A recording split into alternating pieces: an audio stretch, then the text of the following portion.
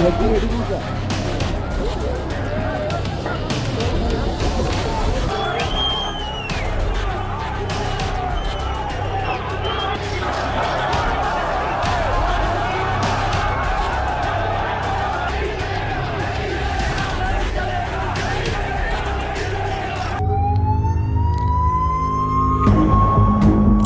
हिंद, नमस्कार दोस्तों।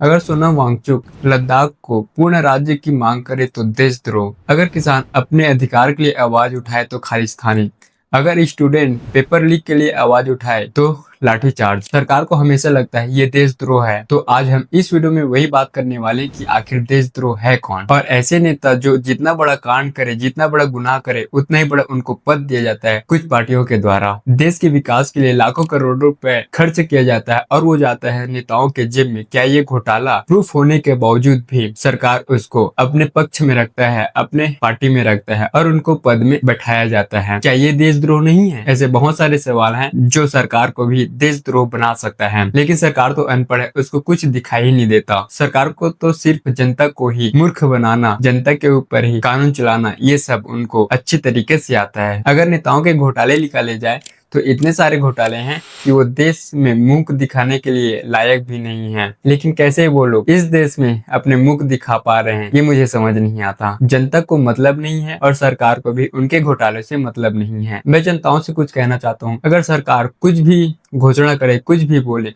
तो उसमें अंधभक्त की तरह विश्वास मत करना। पहले देखना कि ये सही है, सही बोल रहे हैं, क्या बोल रहे हैं, फिर उस पे विश्वास करें, अन्यथा नहीं करें। लद्दाख में जेनजी जिस प्रकार से प्रोटेस्ट हिंसात्मक किया, वो एकदम बिल्कुल गलत है। सुरक्षा बलों के ट्रकों को, गाड़ियों को बिल्कुल नहीं जलाना चाहिए था। किसी भी प्रकार की सरकारी संस्थाओं को नहीं चलाना चाहिए था, उसमें हमारा ही नुकसान है। सरकार का तो कुछ नहीं जाता, वो हमारी टैक्स से बनाते हैं। इन पर ध्यान बिल्कुल देना चाहिए। गृह मंत्रालय द्वारा सोनम वांगचुक को देशद्रोह बोला जाता है, क्या ये सही है? तो चलो आगे जानने की कोशिश करते हैं। 5 अगस्त 2019 को जम्मू कश्मीर से 370 धारा हटा दिया गया था। इसके साथ ही धारा 35A भी हट गया। धारा 370 जम्मू कश्मीर को अपने स्वतंत्र संविधान बनाने की शक्ति प्रदान करता था, जिसको 5 अगस्त 2019 को हटा दिया गया। जम्मू कश्मीर से 370 हटाने के बाद जम्मू को यूनियन टेरिटरी बनाया गया और उसको विधानसभा दिया गया। वहीं लद्दाख को यूनियन टेरिटरी बनाया गया, लेकिन उनको विधानसभा नहीं दिया गया। यूनियन टेरिटरी में केंद्र सरकार केंद्र शासित प्रदेश को दिल्ली में बैठ करके कंट्रोल करता है। जिस समय धारा 370 हटाया गया था, उस समय बीजेपी पार्टी ने वादा किया था लद्दाख के लोगों से कि उनके राज्य को 6 शेड्यूल में जोड़ा जाएगा, लेकिन 5 साल बीत गए, अभी तक के नहीं जोड़ा गया। ऐसा नहीं है कि ये फर्स्ट राज्य होगा 6 शेड्यूल में, इसके पहले से ही 4 राज्य 6 शेड्यूल में एड हैं, जैसे कि असम, मेघालय, त्रिपुरा, मिजोरम। लद्दाख के लोगों का 3 प्रमुख मांग है: पूर्ण राज्य, वहाँ के लोगों को रोजगार में आरक्षण और एक स्वतंत्र पार्लियामेंट। और ये बीजेपी पार्टी के द्वारा वादा किया गया था, जो नहीं हुआ है। और इस मांग के लिए कई बार प्रोटेस्ट हो चुका है, लेकिन सरकार के कान में जो भी नहीं रहेगा। इन प्रोटेस्टों के बाद फिर सोनम वांगचुक प्रोटेस्ट करते हैं 10 सितंबर से। नमस्कार और जुले सभी को। आज लद्दाख से एक बहुत बड़ी खबर है। यहाँ शहीद स्मारक स्थल यानी कि मार्टिर्स पार्क में एक बहुत बड़ा सर्वधर्म प्रार्थना सभा हुई आज, जिसमें हजारों लोग शामिल हुए।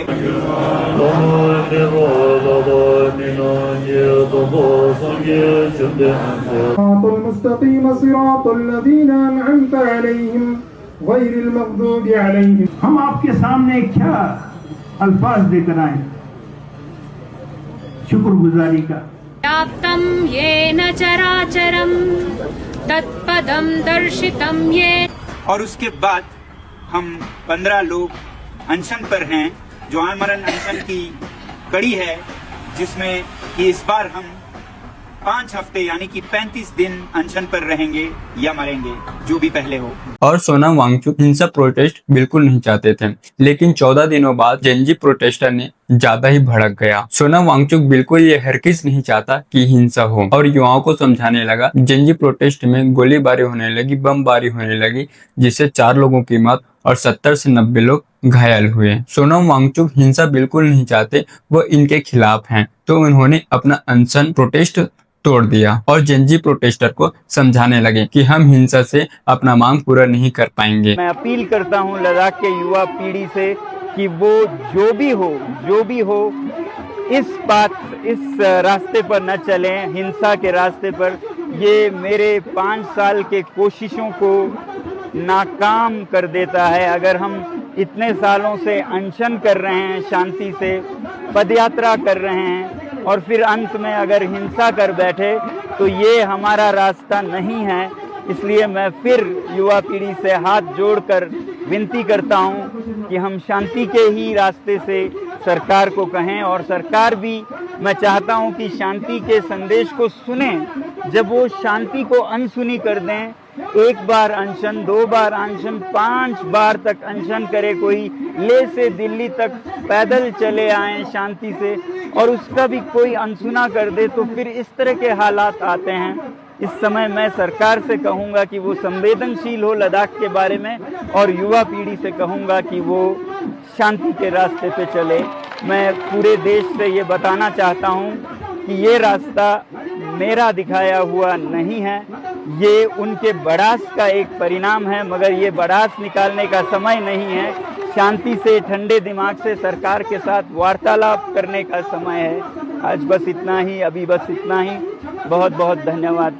जय हिंद। फिर सोनम वांगचुक को एनएसए द्वारा गिरफ्तार कर लिया जाता है, ये कहकर कि आपने जनजी प्रोटेस्टरों को भड़काया है, इसलिए उन्होंने हिंसा में उतर गए हैं। सरकार के नजर में वही लोग ज्यादा दिखते हैं जो देश को अच्छा बनाना चाहते हैं, देश के लिए अच्छा करना चाहते हैं, उसी को जल्दी अरेस्ट करते हैं। सरकार इतना अंधा हो चुका है कि अपने सामने भी देशद्रोह को देखते हुए भी उनका आंख बंद है। तो ये तो बेशर्मी की हद है। मैं नेताओं से ये बात कहना चाहता हूँ, अगर मांग पूरा नहीं कर सकते तो अपने इस जबान से झूठा वर्ड मत बोला करो, वादा मत किया करो। अगर दम है तब किया करो। बोलने में क्या जाता है, आपका तो पैसा जाने वाला नहीं, जो मुंह में आए वो बक दो, वो है कर दो, फिर सत्ता में आने के बाद जनताओं को लूटो, देश को लूटो। यही है नेताओं की असलियत। तो मिलते हैं नेक्स्ट वीडियो में।